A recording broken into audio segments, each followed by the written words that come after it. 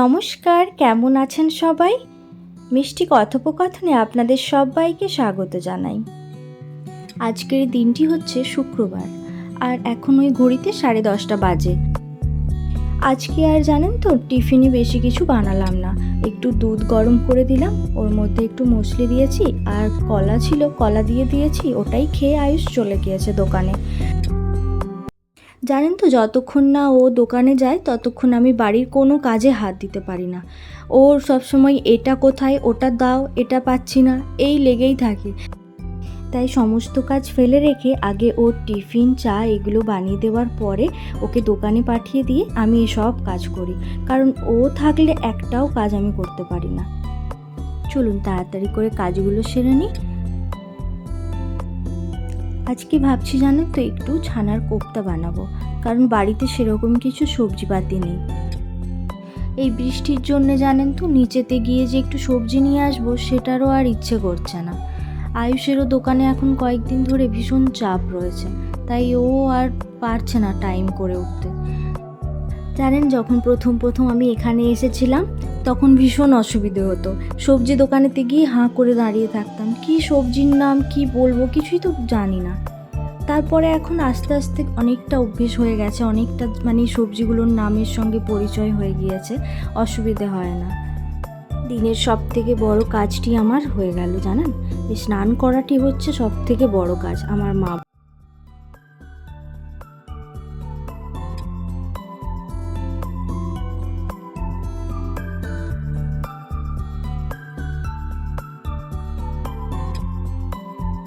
চলুন এইবারে পুজোটা সেরে নিই, পুজোটা সেরে নিয়ে তারপরে রান্নার দিকে যাব।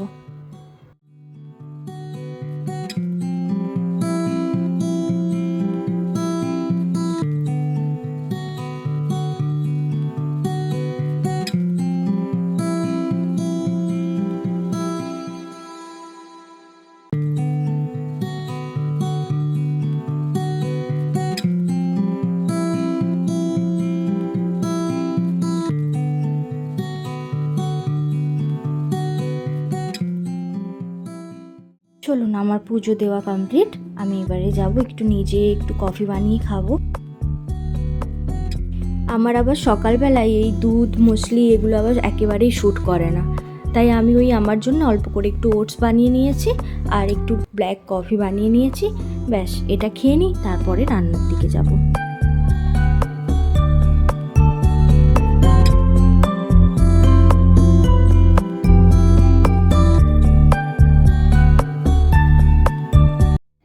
এই দেখুন, আবার বৃষ্টি পড়ছে। চলুন আমি রান্নাটা সেরে নিই, বৃষ্টির কাজ করুক, আমি আমার কাজ করি। আমি আগের থেকে সব রেডি করে রেখেছিলাম। আর সবার প্রথমে আমি দুধের মালাইটা তুলে নিই, কারণ আমাদের তো আবার জানেন একটু ঘিয়ের ভীষণই প্রয়োজন হয়। এদের পরোটা এই সেই সবেতেই ঘি দরকার।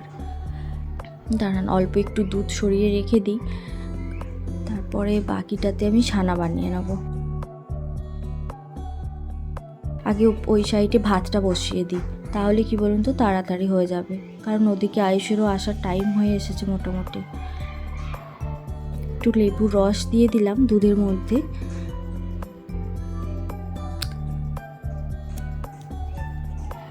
ভিনিগার দিয়েও কাটানো যায়, কিন্তু ভিনিগারটা আমি দিই না। ভিনিগারের জানি না কেন একটা আলাদা টাইপের স্মেল ছাড়ে, সেই কারণে আর ভিনিগার দিলাম না। ছানা কাটানোর পাউডারটাও শেষ হয়ে গিয়েছে জানেন।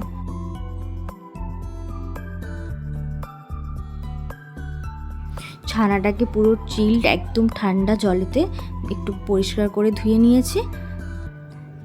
এবারে এটাকে একটু হাতের তালুর সাহায্যে ভালো করে ম্যাশ করে নেব।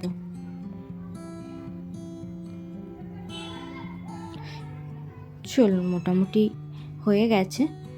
তো এগুলো পিস পিস করে কেটে নিই, তারপরে এগুলো ভেজে নেব।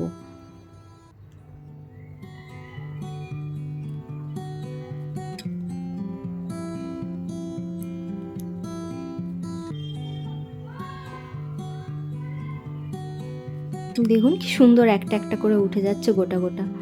তবে ওই যে প্রথমের দুটো লাইন একটু কাটা আমার ভুল হয়ে গিয়েছে কাটতে গিয়ে, বাকিগুলো মোটামুটি ঠিকঠাকই উঠেছে।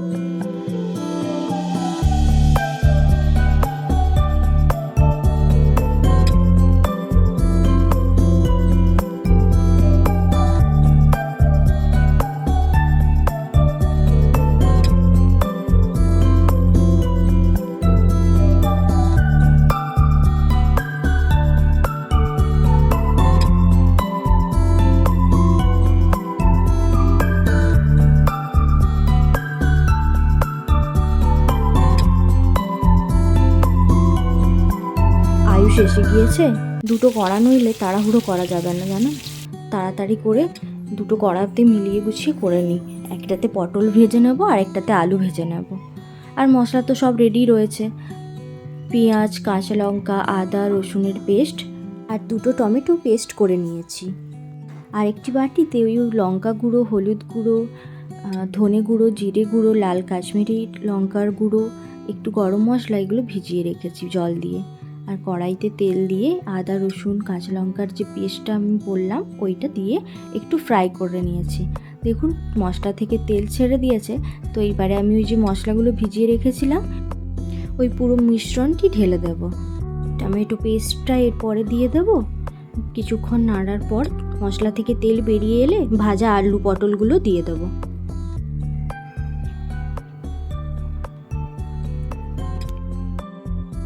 কিছুক্ষণ এটা একটু ভালো করে মশলাগুলো আলু পটলের গায়ে গায়ে মাখা হয়ে যাক। মাখানো হয়ে গেলে তারপরে মধ্যে অল্প পরিমাণ মতো জল দিয়ে দেব।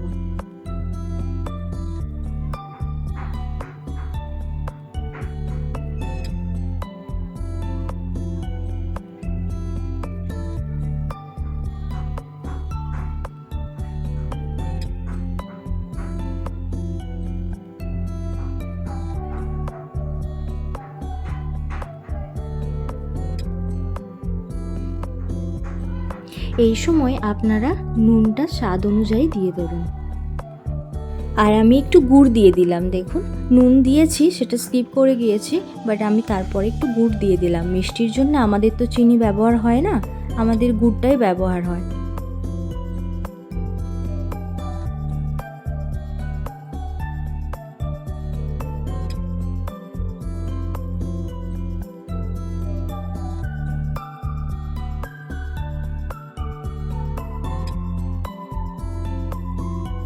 অল্প একটু ধনে পাতাও দিয়ে দিলাম। দেখুন ফুটে ফুটে পুরো যেন একদম রসগোল্লার মতো ফুলে উঠেছে। ঠিক যেইভাবে রসগোল্লা ফুলে ওঠে সেইভাবে কোপ্তাগুলোও ফুলে গিয়েছে। আর জানেন তো এই লাল কাশ্মীরি যে রেড চিলি পাউডারটা, এটা জলের মধ্যে ভিজিয়ে রাখলে এর কালারটা এত দুর্দান্ত আসে। দেখুন পুরো লাল হয়ে গিয়েছে। আর আমি ওপর থেকে অল্প একটু ঘিও দিয়ে দিয়েছি। চলুন হয়ে গিয়েছে মোটামুটি, নামিয়ে নিই। এবারে আয়ুষকে খেতে দিয়ে দেব।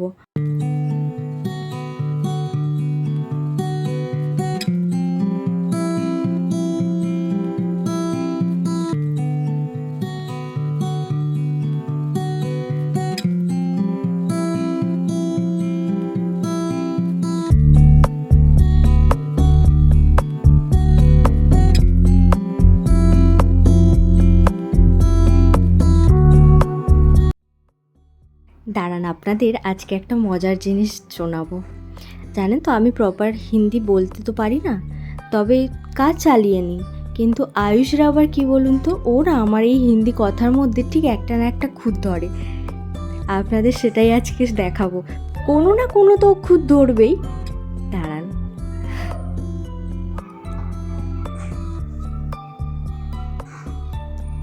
हो गया रे भाई, क्या है ला, क्या बनाया है? छाना का कोफ्ता। छाना? चावल इधर अटक गया है, इसको लो। चावल अटका नहीं है, चावल चिपका है। पागल। अटका गया है। अटका नहीं है, चिपक अटक गया है। चुप करो। पनीर कोफ्ता। पनीर नहीं, मैंने छाना बनाया, दूध ज़्यादा था ना हाँ हाँ, तो उसका। तुम भी लो ना खाना, तुम भी तो लेकर आओ। तुम पहले खाओ। खाओ तुम, खाते हो। लेके आओ ना अपने लिए भी, मैं अकेले नहीं खाऊंगा। खाओ ना। थोड़ा लेके आओ, एक चम्मच दो ना मुझे। मेरा मोटू खाना बहुत सुंदर बनाते हैं।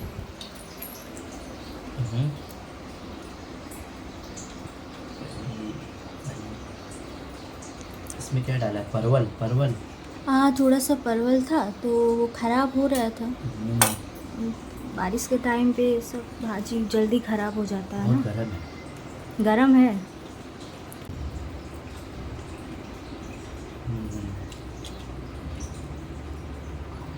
बहुत मस्त है।